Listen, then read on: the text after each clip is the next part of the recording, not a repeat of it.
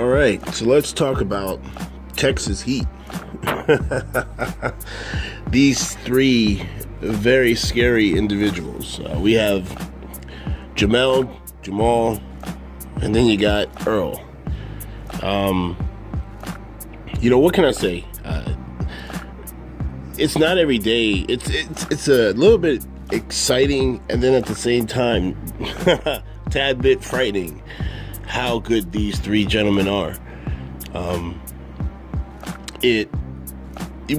don't think we've ever had three dynamic guys who fight, who all punch through the target, who all have a very disciplined approach to each opponent. They're not coming in to be friends with their opponent. They're not trying to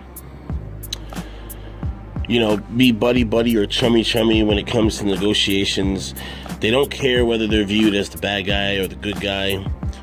Their whole focus, their whole reason for being in boxing is to be the best. And it's something that's very exciting. It's something that I admire fully. And I believe that coincidentally, all three of these men are not appreciated enough. And it's facts. I don't have to go into specifics. You can just look at the overall reaction of Sam Watson after Charlo pretty much almost damn near nearly decapitated Lubin last night. It's something that I must say, it's evident when you watch reporters and how they ask questions to Errol Spence. It's still that doubt whether this young man is legitimate or not. I don't see how we can start to guess that. He is the IBF welterweight champion. He beat a very good Kell Brook on Kell Brook soil. You have Jamal, who just decimated a young man who was being looked at by myself included. I'm still holding that L. A young man who was considered by a large amount as to being somebody who could actually knock him off the throne.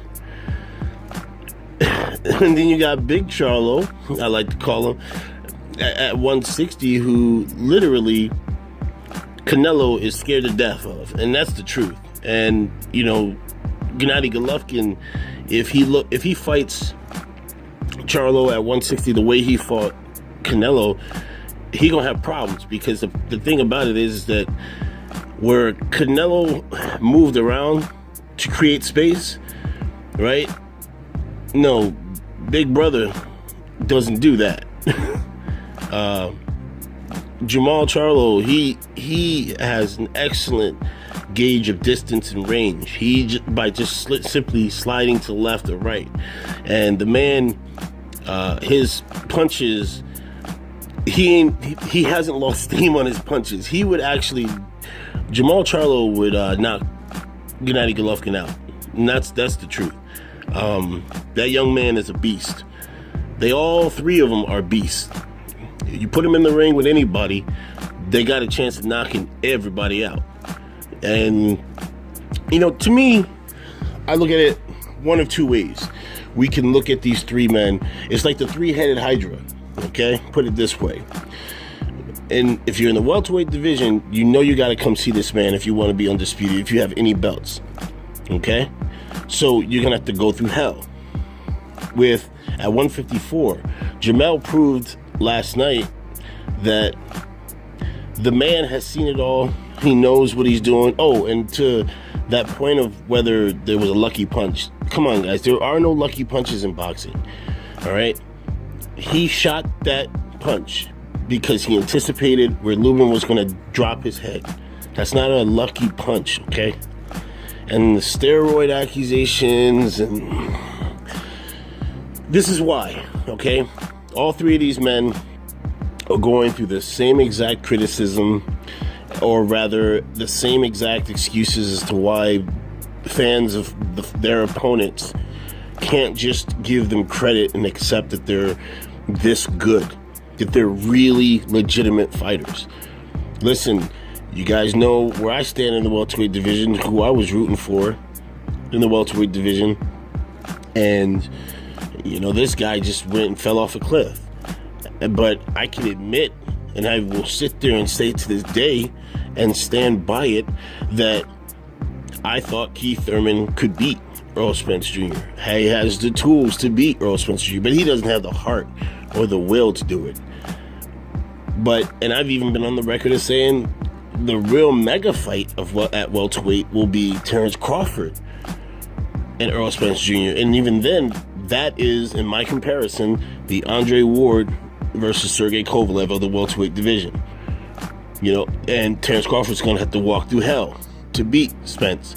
But I believe he will eventually, I think he can outsmart Errol Spence Jr. in the ring. He's going to have to. But we can't lose focus when there are people out there who want to take these three young men's credit away. So what I would say is to anybody who wants to still criticize these three men, these three lions, I mean, you got to really ask yourself why.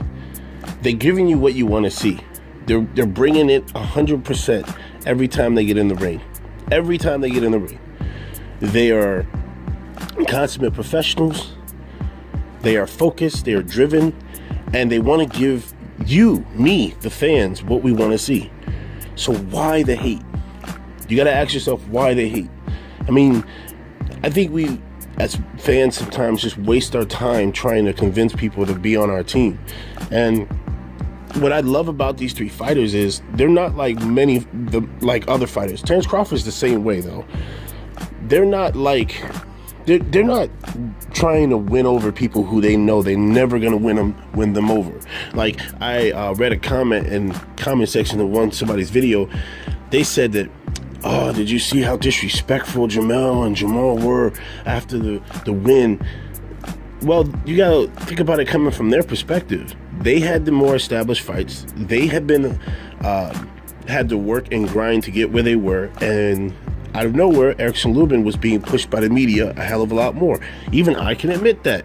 I mean, I got videos of me sitting up there saying I was really excited about this fight, and, you know, Lubin was somebody who I felt had a legitimate shot to beat Charlo. So we can't really sit here and say that it's not justified what they did after the fight. And then on top of that, Jamal got into a scuffle with fans throwing chairs at him, man.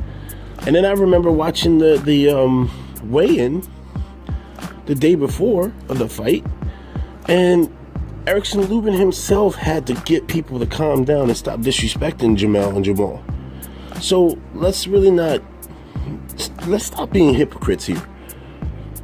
Let's really ask ourselves why we're so upset that these two beasts, and then you got Errol Spence, is really hated, and really why. It's fear. It ultimately always comes down to fear. You guys are afraid that your favorite fighter in each division that these three men are in, well, they're going to have to walk through this. They're going to have to see these monsters. And you don't want to be that guy who's sitting up there with that. Everybody is afraid to hold an L. And I don't know why. It's boxing. It's combat sports.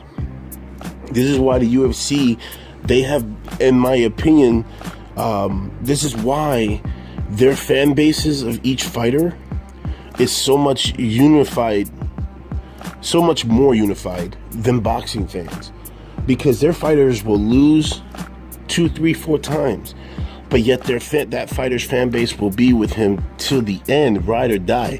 Not boxing fans, man. There's a lot of boxing fans out there who just like, your fighter take one loss and you're like, oh, fuck him, on to the next. That's the problem. That is fundamentally the problem.